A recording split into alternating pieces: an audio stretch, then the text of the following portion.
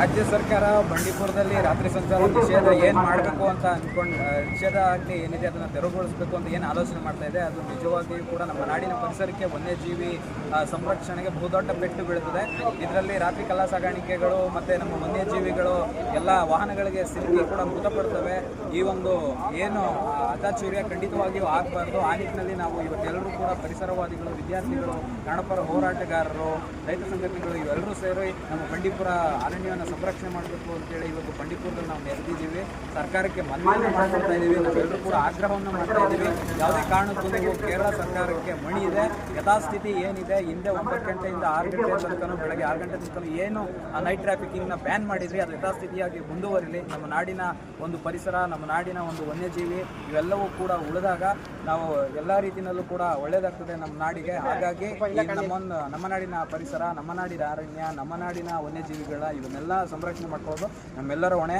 ಈ ನಿಟ್ಟಿನಲ್ಲಿ ಇವತ್ತು ರಾಜ್ಯದ ನಾನಾ ಭಾಗಗಳಿಂದ ಇಲ್ಲಿ ಬಂಡೀಪುರ ಉಳಿಸಿ ಅಂತ ಹೋರಾಟಕ್ಕೆ ಎಲ್ಲರೂ ಕೂಡ ಬೆಂಬಲವನ್ನು ಸೂಚಿಸಿದರೆ ಇದು ಅಭೂತಪೂರ್ವ ಯಶಸ್ಸನ್ನು ಕಂಡಿದೆ. ರಾಜ್ಯ ಸರ್ಕಾರ ಈ ಮನವಿಯನ್ನು ಸ್ಪಂದಿಸಿ ಇದನ್ನು ಬಂಡೀಪುರವನ್ನು ಉಳಿಸಬೇಕು ಅಂತ ನಾವು ಈ ಮೂಲಕ ಮನವಿಯನ್ನು ಮಾಡ್ಕೊಳ್ತಾ ಇದ್ದೀವಿ. ಬಂಡೀಪುರ ರಕ್ಷಣೆ ಎಂಬ ಕಾರ್ಯಕ್ರಮಕ್ಕೆ ಸೇರಿದ್ದೀವಿ. ಎಲ್ಲರದ್ದು ಸಪೋರ್ಟ್ ತುಂಬ ಚೆನ್ನಾಗಿದೆ. ಏನಿಲ್ಲಿ ಈ ಹಿಂದೆ ನಿಯಮ ಏನನ್ನು ರೂಪಿಸಿದ್ರು, ರಾತ್ರಿ ವಾಹನ ಸಂಚಾರ ನಿಷೇಧವನ್ನು, ಅದನ್ನು ತೆರವುಗೊಳಿಸಿದ್ರೆ ಹಲವಾರು ವನ್ಯಜೀವಿ ಅಪಾಯಕ್ಕೆ ಸಿಲುಕ್ತವೆ.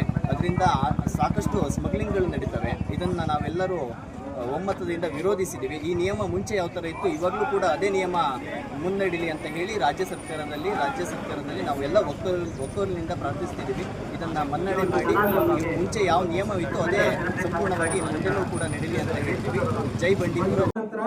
1941ರಲ್ಲಿ ಮಹಾರಾಜ ಜಯಚಾಮರಾಜೇಂದ್ರ ಒಡೆಯರವರು 800 ಸ್ಕ್ವೇರ್ ಕಿಲೋಮೀಟರ್ ಒಳಗೊಂಡಂತೆ ಬೆಟ್ಟ ಇದೆ, ಅದನ್ನು ಸೇರಿಸಿ ಇವತ್ತು ಬಂಡೀಪುರ ಸಂರಕ್ಷಣೆ ಮಾಡಿದ್ದಾರೆ.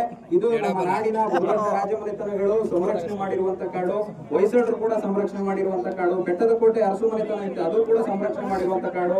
ಹಿಮವದ್ ಗೋಪಾಲ ಸ್ವಾಮಿ ಹೆಸರಿನಲ್ಲಿ ವನ್ಯಜೀವಿ ಉದ್ಯಾನವನ ಅವಾಗಲೇ ಇತ್ತು. ಅದನ್ನ ಈಗಿನ ಸರ್ಕಾರಗಳು ಅದನ್ನ ಬಂಡೀಪುರನ ಇಲ್ಲಿ, ಯಾಕೆಂದ್ರೆ ಬಂಡೀಪುರದಲ್ಲಿ ನಮ್ಮ ಇಡೀ ರಾಜ್ಯದಲ್ಲಿ ಅತಿ ಹೆಚ್ಚು ಹುಲಿ ಇರುವಂತದ್ದು ಬಂಡೀಪುರದಲ್ಲೇ. ನಮ್ಮ ರಾಜ್ಯದಲ್ಲಿ ಅತಿ ಹೆಚ್ಚು ಆನೆಗಳ ಸಂಖ್ಯೆ ಇರೋದು ಕೂಡ 1116 ಆನೆಗಳು ಇರುವಂತದ್ದು ಬಂಡೀಪುರದಲ್ಲೇ. ಇಂತ ಒಂದು ಐತಿಹಾಸಿಕವಾದಂತ ಮಹತ್ವ ಇರುವಂತ ಕಾಡನ್ನ ಇವತ್ತು ಯಾರ್ದೋ ಒಬ್ಬರ ಒಂದು ಏನು ಮನವಿಗೆ ಸ್ಪಂದಿಸಿ ಅದನ್ನ ಹಾಳು ಮಾಡ್ಲಿಕ್ಕೆ ಹೊರಟಿದ್ದಾರೆ. ಅದಕ್ಕೆ ನಾವ್ ಯಾರು ಕೂಡ ಬಿಡದೆ ಏನು ಇವತ್ತು ಎಲ್ಲರೂ ಕೂಡ ಅರಣ್ಯ ಸಂರಕ್ಷಕರು, ಪರಿಸರವಾದಿಗಳು, ವಿದ್ಯಾರ್ಥಿಗಳು ಬೇರೆ ಬೇರೆ ಕಡೆಯಿಂದ ಇಡೀ ರಾಜ್ಯದ ನಾನಾ ಭಾಗದಿಂದ ಬಂಡೀಪುರ ಸಂರಕ್ಷಣೆ ಮಾಡ್ಲಿಕ್ಕೆ ಬಂದಿದ್ದಾರೆ. ನಾವೆಲ್ಲರೂ ಕೂಡ ಇದಕ್ಕೆ ಕೈ ಜೋಡಿಸೋಣ. ನೈಟ್ ಟ್ರಾಫಿಕ್ ಇಂದ ಇದನ್ನ ಯಾವುದೇ ಕಾರಣಕ್ಕೂ ಅವರು ಲಿಫ್ಟ್ ಮಾಡಬಾರ್ದು. ಇದ್ರ ಜೊತೆ ನಾವು ಎಲ್ಲರೂ ಕೂಡ ನಿಲ್ಲೋಣ ಅಂತೇಳಿ ನಾನು ಮನವಿ ಮಾಡ್ಕೊಳ್ತಾ ಇದ್ದೇನೆ.